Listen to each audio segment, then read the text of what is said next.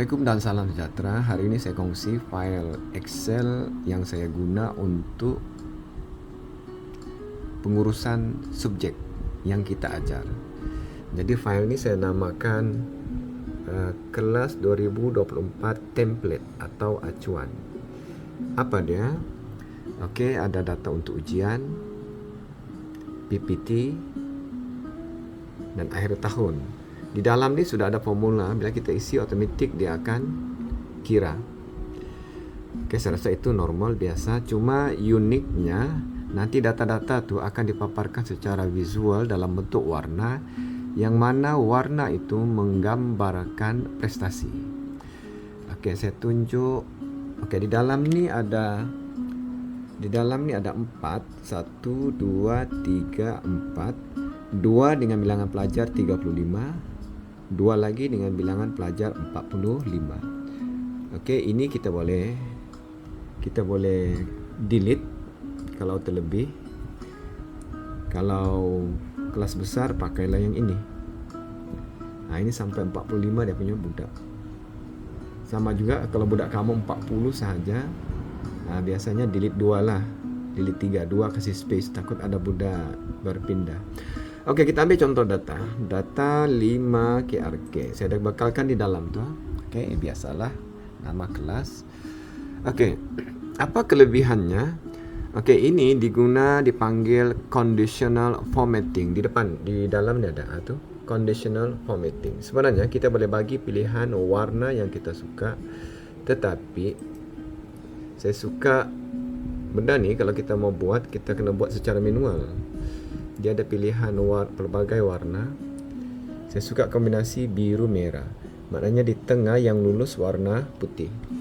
Jadi ambil contoh data ni. Ini otomatik sudah, saya sudah buatkan. Okey, contoh data ni. Okey, ni ujian setara. Ujian setara maksimum markah 100. Paling rendah 0. Jadi dia akan dalam bentuk tone. Kalau biru kamu tengok 68 lebih pekat warnanya berbanding 54. And then budak yang lulus, sebab markah lulusnya kita set bukan di tengah, bawah lagi 40. Jadi yang dapat 40 ni akan warna putih. Begitulah yang lain. Okey, kita tengok di bawah saya bagi markah, purata markah. Okey, purata markah itu tengok. Jadi kita tahu keseluruhannya budak kita ni lulus ke gagal. Ambil contoh paling senang lah, saya punya paper tu, kertas 2. Kertas 2, budak-budak saya ni selalunya akan dapat 1/3. Maknanya markahnya dalam 25 hingga 30 di situ tu. Jadi kalau kita tengok purata di sini teruk 18 daripada 100. Jadi kalau bio dia 50% aras pengetahuan dan kefahaman, 30% selebihnya kebat. Jadi kalau 18 maknanya budak kita ni teruk. Apa dia? Asas pun tak lepas. Jadi kalau asas tak lepas, macam mana mau kebat? Jadi nanti kalau kita buat intervensi, kita kena tally dengan masalah. Jadi ini yang bagusnya ini ni.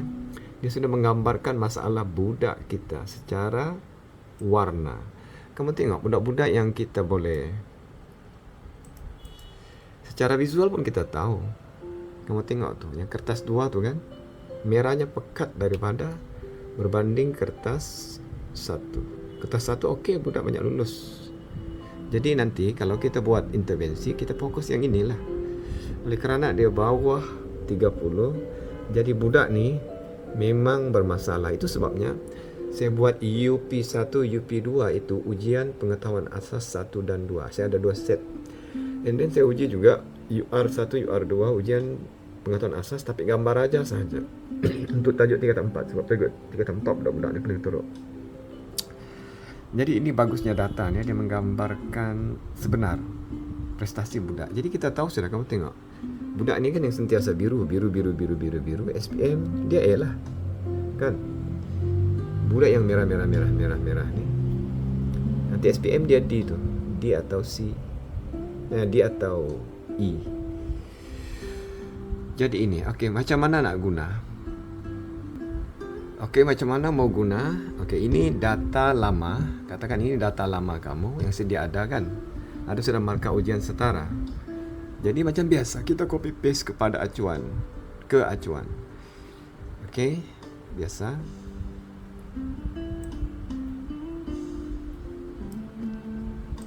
Copy. Cuma paste-nya ni kita cari paste yang special. Yang istimewa sikit. Okey, ini kita pilih paste 1 2 3. Bila dia paste 1 2 3, dia tidak akan bawa format. Maknanya dia punya italic color. Kalau nanti kamu punya file asal tu warna, nanti bawa ke sini dia akan berwarna tu. Jadi kita pastekan 1 2 3. Kalau di Word dia panggil plain text. Okey, kamu tengok ini. Okey, data ni. Data ni kan sudah diwarna di Excel asal. Jadi kita right click, copy macam biasa,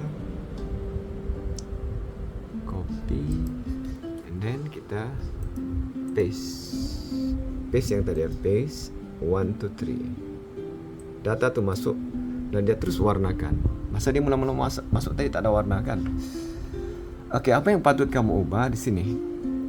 Ini nih, pasal ini kalau kamu tengok di atas, dia punya pembahagi dibahagi 35. Sedangkan budak saya ada 26. Jadi ini kamu kena tukarlah. Klik saja macam biasa. 26.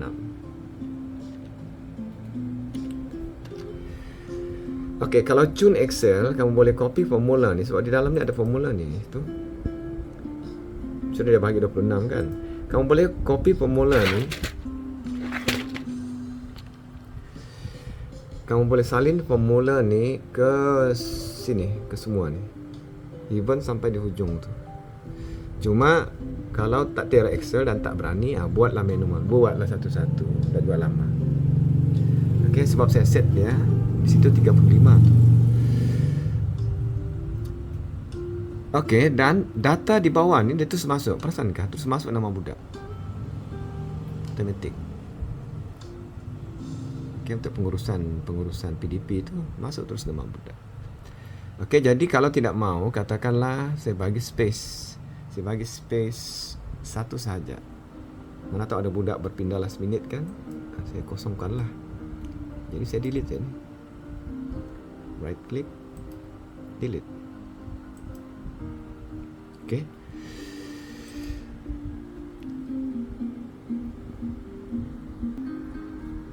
Okey, katakanlah saya punya ujian itu markanya rendah. Katakan let's say lah 40.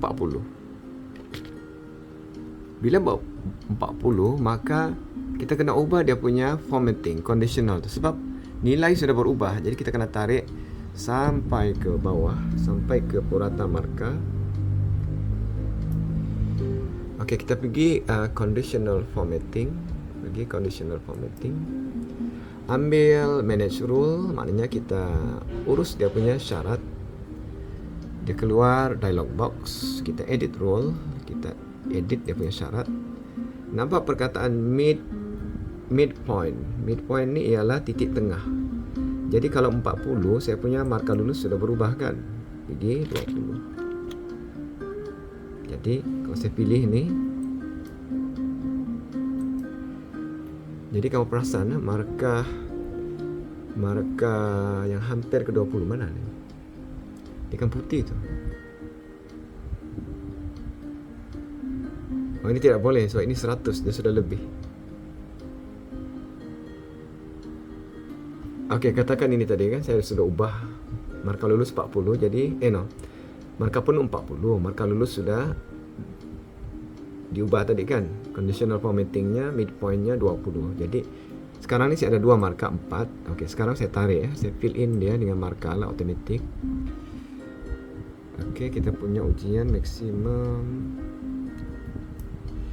Jadi kamu tengok dia punya data 2 ni merah pekat sebab rendah kan, dekat dengan kosong.